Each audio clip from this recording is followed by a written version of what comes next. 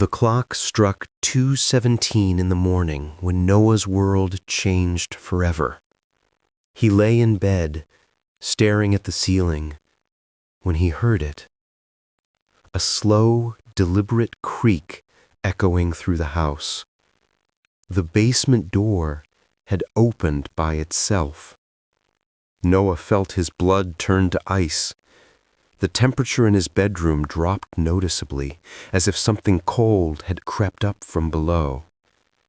He pulled his blanket closer, trying to convince himself it was just the old house settling, but deep down he knew better.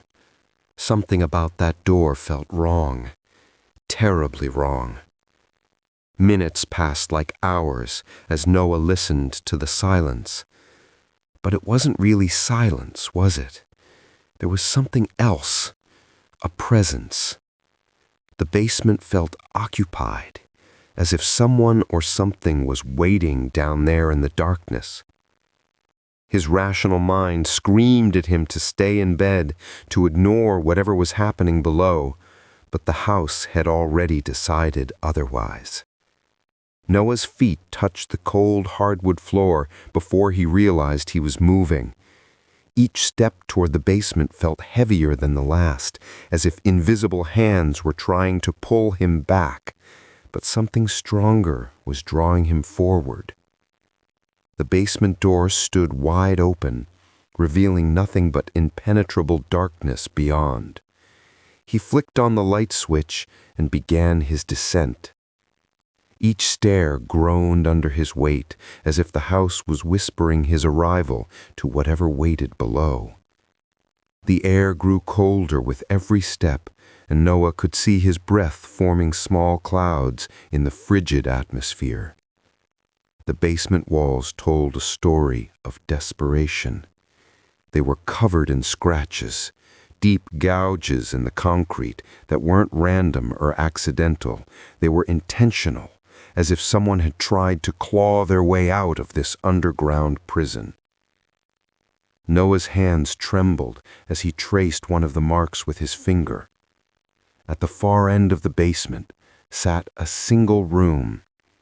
Inside, Noah found something that made his heart stop.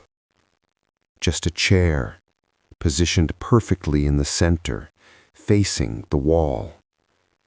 But this wasn't any ordinary wall. It was covered in names. Dozens and dozens of names carved deep into the concrete with desperate precision. Noah stepped closer, his eyes scanning the endless list of names. Then he saw it. His own name, carved in the same desperate handwriting as all the others. Noah Henderson, right there among the victims, as if his fate had been sealed long before this moment. The light above began to flicker, casting dancing shadows across the wall of names. In the brief moment of darkness between flickers, something moved. Noah felt it rather than saw it, a presence shifting in the corner of his vision. Then came the whisper, soft, almost gentle, but filled with an ancient malevolence that chilled Noah to his core. "You're early." Terror consumed him completely. He didn't look back, he didn't scream, he just ran up the stairs as the basement door slammed shut behind him with a thunderous crash that shook the entire house.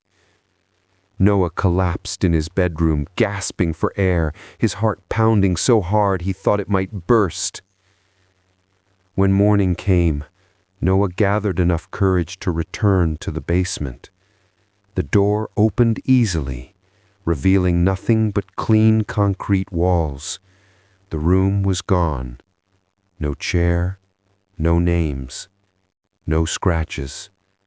Just an empty basement that looked like it had never been disturbed.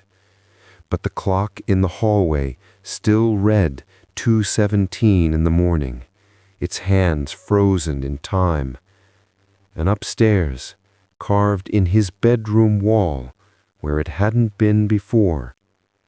One name had been added: Sarah Carter.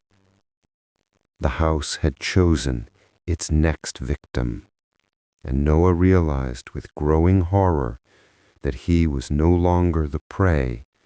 He had become part of something far more sinister. The cycle would continue, and 217 would come again.